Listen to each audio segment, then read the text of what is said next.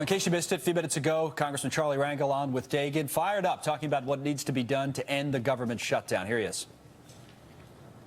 I am telling you that only one thing John Boehner has to do, and that is to give us a vote. Give us a vote. Just say we got to put it there. If the majority of the people reject the continuous resolution, then the representatives of the American people have voted. Lou Dobbs is here, host of Lou Dobbs Tonight. I'm just going to point at you and say, go. I just want to do the Charlie Rangel wag here. Pretty good. Fired up, man. He is, and is he? I love Charlie because he's 80 years old, and the man is bringing it every day. You may disagree with his most of his ideology, his partisanship, but you know what? He's terrific. His idea, though, sells John Boehner and the Republicans short. There are a lot of options available here. And I think what has happened, and people need to kind of focus on this, in particular the president, who's threatening everybody he can find with cataclysm, chicken little metaphors, are rolling off his market comments. Oh, the market comments. This president is being advised by morons. You do not, as a sitting president, interject yourself into the markets. He cannot win. He cannot win. If the markets do not tank, he looks like a fool for having made such a statement. Right. If they tank, he looks as though he's responsible. What kind of mindless advisor would urge him in that direction? He's reached a point of desperation. Here's why I think the administration is desperate. This is about numbers. It's about numbers when talking about the employer mandate that was deferred for a year, and now the Republicans coming forward with the individual mandate saying, give hardworking Americans the same break as you're giving business. Right. It's insistent.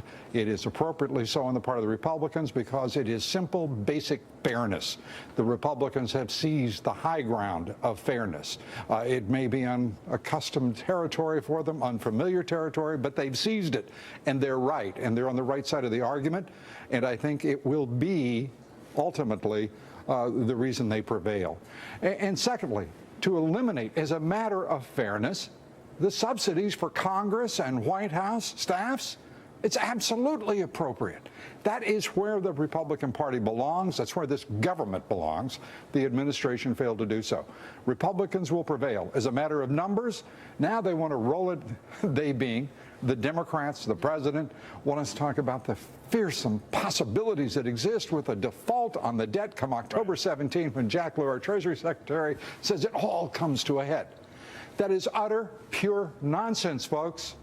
It's all about numbers. This government still brings in more money than we pay out in interest payments.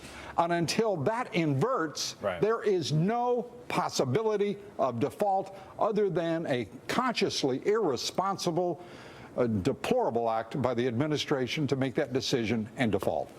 And they haven't, not at the most ideological, the height of ideological madness, do they have the sufficient irrationality to do that. It's 140 because of the president or other things? You think it's really reaction? You know, I wish I could divine that and tell you why. Tough. I agree. on a day where there's hardly any movement at all, it is difficult to tell. I guess we could rely on, the old serviceables. People are locking up their profits here. Right, I know.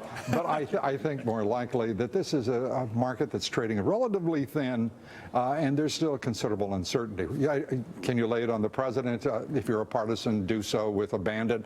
If you're a rationalist, be honest about it and say we just don't know. Time tonight. Jack Lew interview with Liz Clayman will be on before you tonight, a few hours, so you get to watch that. I'm sure that he will give us the reason that they are not going to even discuss default again. Folks, don't listen to all the scare tactics. The Republicans are on the right side of history. They have the numbers on their sides. And what may be unexpected to many of you, if you're watching enough liberal national media, they're going to prevail in this. Lou, on it, always. Good here, there, and at 7 p.m. every night. Lou Dobbs Tonight. And also on again at 10 p.m. Eastern Time tonight. He'll be joined by Betsy McCoy, former Lieutenant Governor of the fine state of New York.